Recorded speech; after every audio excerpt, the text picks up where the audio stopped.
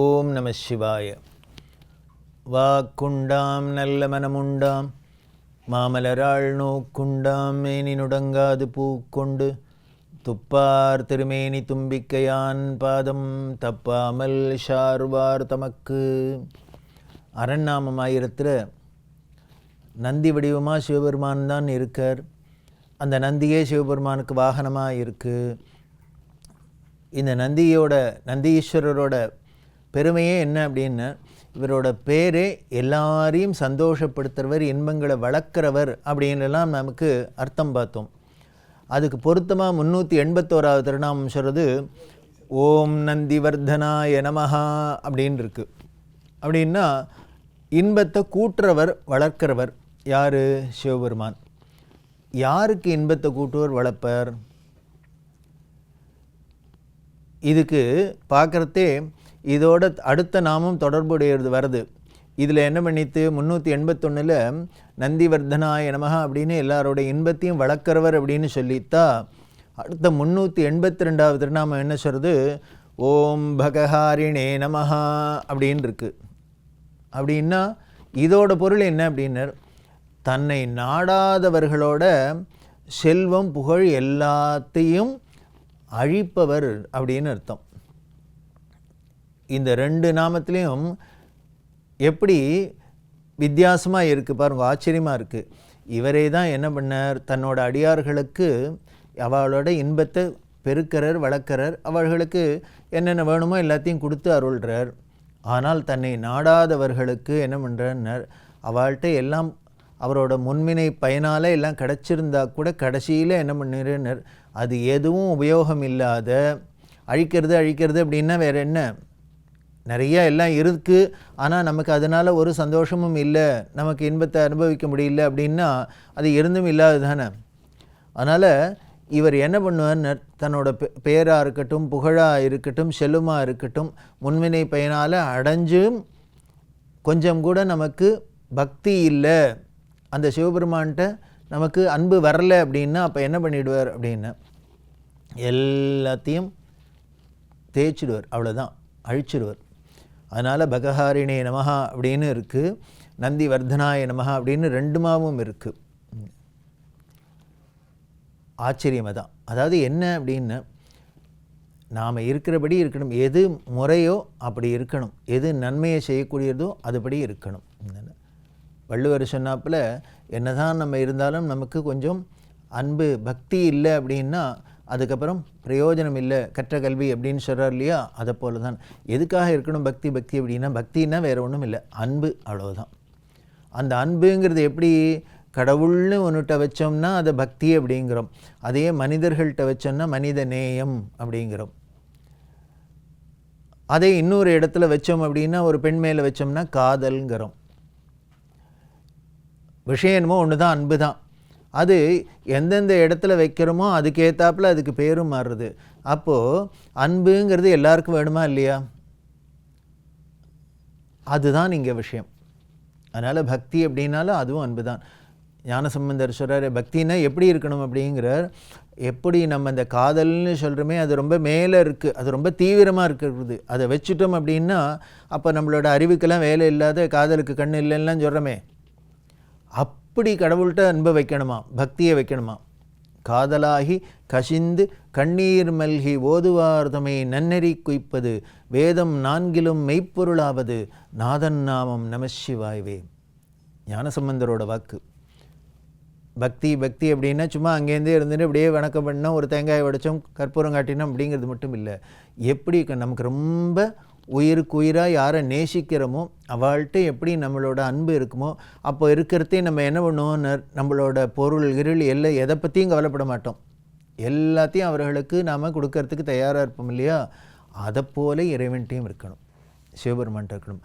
அப்படி பக்தி பண்ணுறவர்களுக்கு என்ன பண்ணுவார், அந்த பக்தி பண்ண பண்ண பண்ண இன்னும் இன்பம் வளர்ந்துட்டே தான் போகிறது.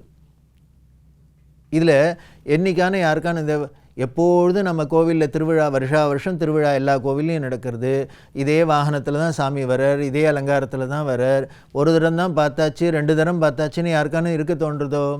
இல்லை. நேரம் பார்க்கல, காரம் பார்க்கல, நம்ம உடல் உபாதையை பார்க்கல, இல்லாத போய் பார்க்குறோம். அப்படின்னா என்ன, தினம் கோவிலுக்கு போகிறோம், தினம் பார்த்த சாமி தானே. ஏன் அப்படின்னா அதான் நந்திவர்தனாய நமஹா. இதை பார்க்க அனுபவிக்க என்ன ஆனந்தம் கூடுறது. உலக இன்பங்கள்லாம் என்ன பண்ணும்னு அனுபவிக்க அலுத்து போயிடும், அலுப்பு தட்டும், நமக்கு ஆயாசம்தான் வரும். ஆனால் இந்த பக்தியில் மட்டும் என்னென்ன பக்தி பண்ண பண்ண பண்ண அது பக்தி பெருக்குங்கிறோம், அது வளர்ந்துட்டே தான் இருக்கும். காரணம் என்னென்ன, அந்த பக்தியை யார்கிட்ட பண்ணுறோம்னு நந்திவர்தனாய நமஹான்னு ஆனந்தத்தை வளர்க்குறவர் பெருக்கிறவற்றை போய் நாம் அந்த பிரியத்தை வைக்கிறதுனால, அன்பை வைக்கிறதுனால அது வளர்ந்துட்டே போகிறது. நாளுக்கு நாள் நேரத்துக்கு நேரம் வளர்ந்துட்டே போகிறது. அப்படி இருந்த ஒரு பக்தரோட கதையை பார்த்தா ஆச்சரியமாக இருக்கும். திருநீலநக்க நாயனார் அப்படின்னு ஒரு நாயனார், 63 இவர் சோழ நாட்டில் திருச்சாத்தமங்கை அப்படிங்கிற திருத்தலத்தில் இருந்தவர். அதாவது நன்னிலம் அப்படின்னு இருக்குது, இந்த நன்னிலத்துக்கு பக்கத்தில் இருக்கிறது சாத்தமங்கை அப்படின்னு. அங்கே இருக்கிற அந்த கோவிலில் இருக்கிற இருவருக்கு பேரே என்ன அயவந்திநாதர் அப்படின்னு பேர். அயவந்தின்னு அந்த ஊருக்கு ஒரு பேர். அயவந்தி அப்படின்னா அயன்னாக்க பிரம்மாவுக்கு பேர் அயன்னு பேர். அந்த பிரம்மா பூஜை பண்ணி வரலாம் வாங்கிட்டு அருள் பெற்றதுனாலேயே அதுக்கு அயவந்திநாதர்னு சுவாமிக்கும் பேர், மலர்கண்ணியம்மை அப்படின்னு அம்பிகைக்கு பேர். அந்த திருச்சாத்தமங்கையில் எழுந்திருக்க அயவந்திநாதர்கிட்ட இந்த திருநீலநக்க நாயனாருக்கு அப்படி ஒரு பக்தி, சிவபக்தர். நல்ல அந்த ஊரை பற்றி சேக்கிழார் பெருமான் வர்ணிக்கிறதே ஆச்சரியமாக இருக்குது. நல்ல வேத வித்துக்கெல்லாம் நிறைஞ்ச இடமா இருந்துதான். இவர்கள் சொல்கிற வேதத்தை கேட்டு அந்த ஊரில் இந்த பறவைகளுக்கெல்லாம் கூட வேதம் நெற்றுவாயிடுதான். அதனால் இந்த வேதியர் வீட்டு குழந்தைகளை தானே தப்பாக வேதம் சொன்னால் அது திருத்துமா. இது எப்படி சொல்கிறார் சேக்கிழார் பெருமானும் சொல்கிறார், அந்த ஊர் திருப்பதிகத்தில் தேவாரத்தெல்லாமே இப்படிலாம் வருது. அப்படி ஒரு உயர்ந்த ஊராக அந்த திருச்சாத்தமங்கையை சொல்லியிருக்கா. அப்படி உயர்ந்த பக்தர்கள்லாம் அங்கே குடியிருந்திருக்கான்னு தெரியுது. அந்த ஒரு குலத்தில் வந்தவர் தான் அந்த திருநீலநக்க நாயனார். அதனால் அந்த குலத்துக்கே உண்டான அந்த பெருமைப்படி இவர் நல்ல எல்லாத்தையும் கற்று தெரிஞ்சதோடு இல்லை, கற்று ஆங்கு எரியோம்பி கலியை வாராமே செற்றார்வாழ் தில்லை அப்படின்னு சிதம்பரத்தை பற்றி சொல்கிறதே ஞானசம்பந்தர் சொல்கிறாரே. நன்னா படித்தா மட்டும் போராது, அதில் சொன்னபடி நன்கு என்னென்ன பண்ணணுமோ அதில் சொன்னபடி நடந்துன்றவர் வாழற தில்லை அப்படிங்கிறார். அதை போல தான் எல்லாரும் இருந்திருக்கா. இந்த திருச்சித்தமங்கையில் திருநீலநக்கரும் அப்படி தான் நன்னா படித்தர், எல்லாம் பண்ணார். அதுக்கு உண்டானபடி எல்லாத்திலையும் என்னென்ன வேள்விகள்லாம் பண்ணுறது, பூஜை பண்ணுறது எல்லாம் பண்ணியிருந்தார். இவருக்கு மனைவி, இந்த மனைவியார் எப்படி இருந்தான்னு பதிவிரதை அப்படின்னு சொல்லக்கூடிய அளவுக்கு கற்புக்கரசி வாரியார் சுவாமிகள் இந்த கதையை சொல்கிறார். எப்படி இருந்தா அப்படின்னா, இவர்கள்லாம் எவ்வளவு உறுதியாக தங்களோட கொள்கையிலையும் அந்த படிப்புலேயும் எல்லாத்துலேயும் அனுஷ்டானம் அப்படின்னு சொல்லக்கூடிய அந்த நடத்தையிலையும் இருந்தாலோ, ஒழுக்கம்ங்கிறது தான் அந்த நடத்தை, நன்னடத்தை தான் ஒழுக்கம். அப்படி இருந்தாலோ அதுக்கு மேலே அந்த வீட்டு பெண்கள்லாம் இருந்தா, அந்த ஊர் பெண்கள்லாம் மாதரசிகள்லாம் இருந்தா, கற்பு நெறிங்கிற கவச்சத்தில் அப்படி அவ ஒளிர்ந்தா அப்படின்லாம் சொல்கிறார். இந்த அம்மா அப்படி தான் இருக்கா. திருவாதிரை அப்படின்னு ஆருத்ரா தரிசனம்ங்கிறோம் இல்லையா, அந்த திருநாள் வந்தது. எல்லா நாளுமே நம்ம வழிபடுறதுக்கு உயர்ந்த நாள் தான். அதில் இருந்தாலும் சிவராத்திரி, திருவாதிரை, பிரதோஷம், இது மாதிரிலாம் முக்கியமான நாட்கள் சொல்லியிருக்கு இல்லையா. அதனால் திருநீலநக்கர் என்ன பண்ணினார், அன்றைக்கி போய் அந்த அயவந்திநாதருக்கு பூஜை பண்ணும் அப்படின்ட்டு கோவிலுக்கு போகிறார். போகிறதே இவருக்கு துணைக்கு இந்த அம்மாவும் எல்லாம் எடுத்துன்னு போகிறார். போனால் இவர் மெய் மறந்து பூஜை பண்ணுறார், அபிஷேகம் பண்ணுற. இந்த அம்மா எல்லாம் எடுத்து கொடுக்குறா. எல்லாம் அழுக்காத எல்லாம் பண்ணிகிட்டே இருந்தா. இவர் அபிஷேகம் பண்ணினார், அலங்காரம் பண்ணினார், பூஜை பண்ணினார், எல்லாம் பண்ணிவிட்டு தியானத்தில் உட்காந்துருக்க அந்த சிவபெருமான் முன்னால் உட்காந்துட்டு மெய் மறந்து அப்படியே தன்னை மறந்து தன்னை மறந்து தன்னிலை மறந்து தியானம் பண்ணிட்டு இருக்கார். இந்த அம்மா பிரசாதம் நின்று பார்த்துட்டே இருக்கா. இதெல்லாம் எதுக்கு சேக்கிழார் இவ்வளோ வர்ணிச்சிருக்காருன்னார். ஒரு நமக்கு துணைவியார் அப்படின்னா தர்ம பத்னின்னு சொல்கிறோம் இல்லையா, மனைவியை அப்படின்னா என்ன அர்த்தம் அப்படின்னார். தர்ம பத்னி அப்படின்னா நம்மளோட நல்ல வழியில் நடக்கிறதுக்கெல்லாம் உறுதுணையாக இருக்கிறது. இந்தம்மா அப்படியே பிசாதம் நின்றுட்டுருக்கா. சரி, அவராகவே அந்த கலைஞ்சு வரட்டும், தியானத்துலேருந்து கலைஞ்சு வரட்டும், நம்ம போய் நக்கப்படாது. நாமளாக இருந்தால் என்ன பண்ணுவோம், நேரம் ஆச்சு கிளம்புங்கோம்போம். இந்த அம்மா பிசாதம் நின்றுட்டு சிவபெருமானையே பார்த்துட்டு இருக்கா. அப்படி பார்த்துட்டு இருக்கிறது என்ன ஆகிடுத்து, மேலேந்து ஒரு 8 கால் பூச்சி அந்த சிலந்தி சிவபெருமான் தலையில் பொத்துன்னு அந்த லிங்க திருமேனியில் விழுந்தது. இதை விழுந்தோன்னே இதை பார்த்த இந்த திருநீலநக்கரோட மனைவியாருக்கு ஐயோ சிவபெருமானில் விழுந்துருத்தே. அது சொல்லுவாள், அந்த சிலந்தியெல்லாம் பட்டால் அந்த இது பட்டாலே விஷம் மாதிரி இருக்கும், உடம்புக்கு பாதிக்கும் அப்படின்னு. இதை பார்த்துட்டு உடனே என்ன பண்ணினா இந்த அம்மாவுக்கு தாங்கலை, சிவபெருமானுக்கு உடம்புக்கு எதானு ஆகிட போகிறதோன்னு. இதை எதுக்கு குறிப்பாக சொல்கிறேன்னா, பக்தின்னா அது நாமளாக இருந்தால் என்ன பண்ணுவோம், அது கல் லிங்கம் தானே, அது மேலே இனிமேல் சிலந்தி விழுந்தா என்ன, பாம்பு விழுந்தா என்ன விழுந்தா என்ன அப்படின்னு தான் இருப்போமா. ஆனால் இந்த அம்மாவுக்கு இப்படி தோணலை. அது எப்படி இருந்தது அப்படிங்கிறது, தன்னோட குழந்தைக்கு இப்படி ஏதானு விழுந்து ஒரு ஆபத்து வந்தால் ஒரு தாய் எப்படி பதறுவளோ அதை மாதிரி இந்த திருநீலநக்கரோட மனைவி பதறினாலாம். பதறினவன் என்ன பண்ணுறதுன்னு தெரியல. உடனே கிட்டக்கு போய் வாயால் ஊதினான் அந்த சிலந்தியை விரட்டுறதுக்கு. வாயால் ஊதினா சிலந்தியை அந்தனை போயிடுத்து. அந்த சமயத்தில் இவர் கண் விழிச்சிட்டார். திருநீலநக்கர் பார்த்தார், விழுந்துட்டு என்ன பண்ண அப்படின்னு. இல்லை, மேலே சிவபெருமான் மேலேருந்து சிலந்தி விழுந்தது, அதை நான் அவருக்கு எதானு ஆயிட போகிறதோங்கிறதுக்காக வாயால் ஊதிட்டேன் அப்படின்னு.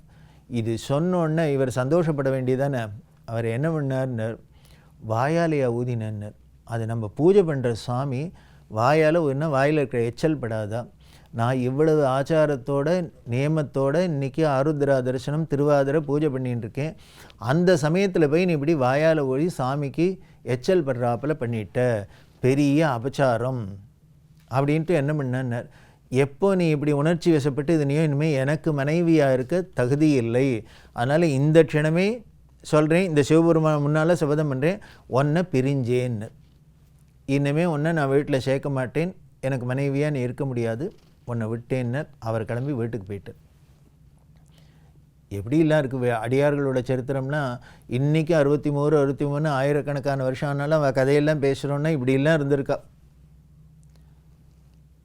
நாமளாக இருந்தால் என்ன பண்ணுவோம், சரி பரவாயில்ல இனிமேல் இப்படி பண்ணாத, சின்ன தப்பு தானேம்போம். இவர் போயிட்டார். இந்த அம்மா பார்த்தா இப்படி எதிர்பார்க்கல. என்ன பண்ணதில் வருத்தப்பட்டா சிவபெருமான் அழுதா. ராத்திரி வந்துடுத்து. தனியாக கோயிலில் இருக்குன்னு ஒரு பெண்ணுன்னா பயமாக வேறு இருக்குது. அவர் வீட்டுக்கு போனார், படுத்துன்னு விட்டார். இந்த அம்மா இங்கே அழுதுன்னு உட்காந்துருக்கா. பார்த்தார் சிவபெருமான், நம்மள்கிட்ட இப்படி ஒரு பிரியம் வச்சு அன்பை வச்சுன்னு இந்த அம்மா இப்படி பண்ணினா அதை போய் அவர் தப்பாக புரிஞ்சுட்டு காமிச்சிட்டாரு, சாஸ்திர வீதியை சட்டத்தை காமிச்சிட்டாரு அப்படின்ட்டு என்ன பண்ணால் அவரோட கனவுல போய் என்ன பண்ணார். சிவபெருமான் பார்த்தா நிற்கிறார். இவர் உடம்பு முழுக்கலும் கொப்பளமாக இருக்குது. எந்த இடத்துல இல்லைன்னர், எந்த இடத்துல இந்த சிலந்தி விழுந்ததோ இந்த அம்மா வாயால் ஊதினாலும் அந்த இடம் மட்டும் சாதாரணமாக இருக்குது. உடனே சிவபெருமான் இந்த திருநீலநக்கருக்கு சொல்கிறார், பார்த்தையா சிலந்தி விழுந்து என் உடம்பு முழுக்கலும் இப்படி ஆகிடுத்து, அந்த விஷம் பட்டு உன் மனைவி ஊதின இந்த இடம் மட்டும் அப்படியே இருக்குது பாரு, அது மட்டும் பாதிக்காத இருக்குன்னாரோ இல்லையோ மறைஞ்சு போயிட்டார். இவர் முழிச்சுன்னு விட்டார். நாம் ஏதோ தப்பாக்குன்னு நினச்சோம், சிவபெருமான் அதை எப்படி ஏற்றுன்னு இருக்கார் அப்படின்னு. உடனே வந்தார் கோவிலுக்கு. அம்மா உன்னோட பக்திக்கு ஈடு என்னாலது இல்லை, நான் எதையோ வச்சுன்னு பக்தின்னு நினச்சின்னு ஆசைப்பட்டேன், உனக்கு தப்பு பண்ணிட்டேன், மன்னிச்சு நீ வீட்டுக்கு வரணும் அப்படின்னு அழிச்சுன்னு வந்தார் அப்படின்னு. அந்த உங்ககிட்ட சிவபெருமான் அப்படி அன்பை வச்சுருக்கார், நீ அவர்கிட்ட அப்படி அன்பை காமிச்ச, தாய் அன்பை காமிச்சதுனால அவரும் அப்படி இருந்திருக்கார் அப்படின்னு. அதனால என்னாச்சுன்னா 2 பேருக்கும் ஒருத்தருக்கு ஒருத்தர் போட்டி போட்டுன்னு பக்தி பண்ணுற ஆனந்தத்தை வளர்க்குறாப்புல இருந்தது. அதனால தான் நந்தி வர்தனாய நமஹா அப்படின்னு இருக்குது. அப்படி இருக்கக்கூடிய அவர் பகஹாரிணே நமஹா அப்படின்னு தங்கிட்ட பக்தி பண்ணாதவாழ்து செல்வத்தை அபகரிப்பர்னு தெரியறது இல்லையா, அது எப்படி இல்லாமல் பண்ணுவாங்கிற திருவிளையாடலை தொடர்ந்து பார்க்கலாம். ஓம் நம சிவாய்.